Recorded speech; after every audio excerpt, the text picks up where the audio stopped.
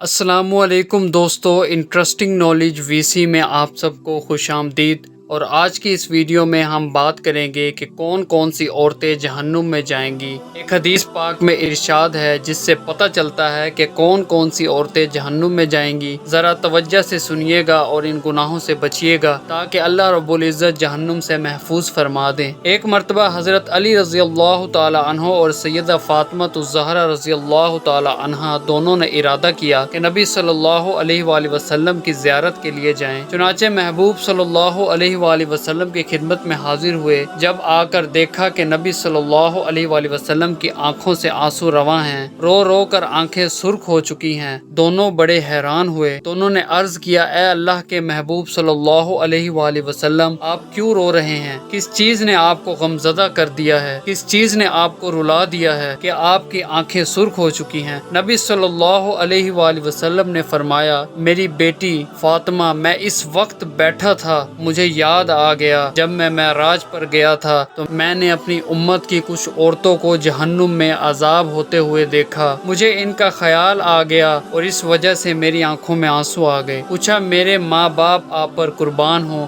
بتا تو دیجئے کہ وہ کون کون سی عورتیں ہیں؟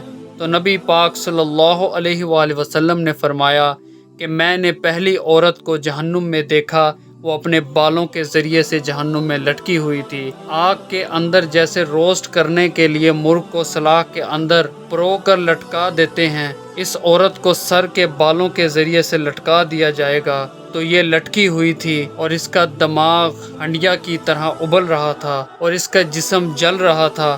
اب ذرا سوچنے کی بات ہے کہ اگر کسی عورت کو بالوں سے پکڑ کر کھینچا جائے، اس کو لگتا ہے جیسے بالوں سے کھوپڑی کی چمڑی ادھڑ جائے گی، اتنی تکلیف ہوتی ہے ذرا سے بال کھینچنے سے۔ جب عورت بالوں کے بل لٹکا دی جائے گی پھر اس کا کیا حال ہوگا، اور پھر اس کو اتنی گرمی محسوس ہوگی کہ اس کا دماغ ہنڈیا کی طرح ابل رہا ہوگا۔ نبی صلی اللہ علیہ وآلہ وسلم نے فرمایا، یہ وہ عورت ہوگی جو دنیا کے اندر پردے کا خیال نہیں کرتی ہوگی، اس کو بند سنور کر باہر نکلنے کا شوق ہوتا ہوگا، اچھے اچھے فیشن والے کپڑے پہن کر یہ اجنبی غیر محرموں کو دکھاتی ہوگی، اپنے طور پر یہ اپنے حسن کی زکوٰۃ نکالتی ہوگی، لیکن پتہ اس کو قیامت کے دن چلے گا میں نے کتنا بڑا گناہ کیا۔ اس لیے یہ وہ عورت ہے جو دنیا میں پردے کا خیال نہیں رکھتی تھی۔ ایک بات ذہن میں رکھ لیجئے، ایک چیز ستر ہوتی ہے اور ایک چیز پردہ ہوتا ہے۔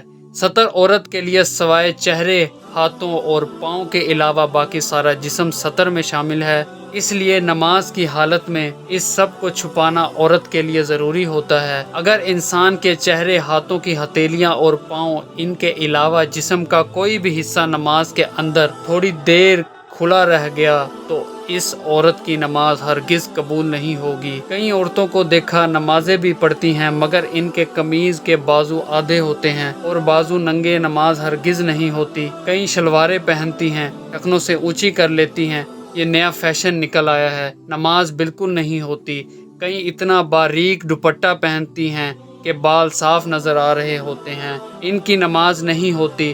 تو ستر کا کیا مطلب ہے؟ نماز کے اندر اپنے آپ کو اس طرح موٹے کپڑے میں چھپا لینا کہ چہرے، ہاتھوں اور پاؤں کے سوا جسم کا کوئی بھی حصہ نظر نہ آ سکے، یہ انسان کا ستر ہے اور اس کو چھپانا نماز میں ضروری ہے۔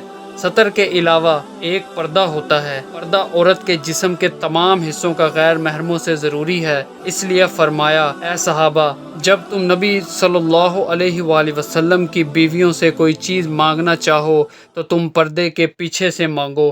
تو گویا نامحرم اجنبی سے پورے جسم کو پردے میں رکھنا یہ پردہ کہلاتا ہے، یہ حجاب کہلاتا ہے۔ تو ستر ہوتی ہے نماز میں اور حجاب ہوتا ہے غیر محرموں سے، تو غیر محرموں سے اپنے آپ کو چھپانا چاہیے۔ عورتیں جب گھر میں رہیں تو اپنے بھائیوں کے سامنے، اپنے بیٹوں کے سامنے اپنے چہرے، ہاتھ، پاؤں کو کھول سکتی ہیں، لیکن جب باہر نکلنا ہو، غیر محرموں اور اجنبیوں کے اندر سے گزرنا ہو، پھر سر سے لے کر پاؤں تک اپنے جسم کو چھپانا ضروری ہے۔ اگر نہ چھپایا پھر انسان کو اس پر سزا ملے گی۔ دوستو، اللہ پاک ہمیں اس پر عمل کرنے کی توفیق عطا فرمائے۔ آج کے لیے اتنا ہی، اب میں ملوں گا آپ سے ایک نئی اسلامک ویڈیو میں، تب تک کے لیے خدا حافظ۔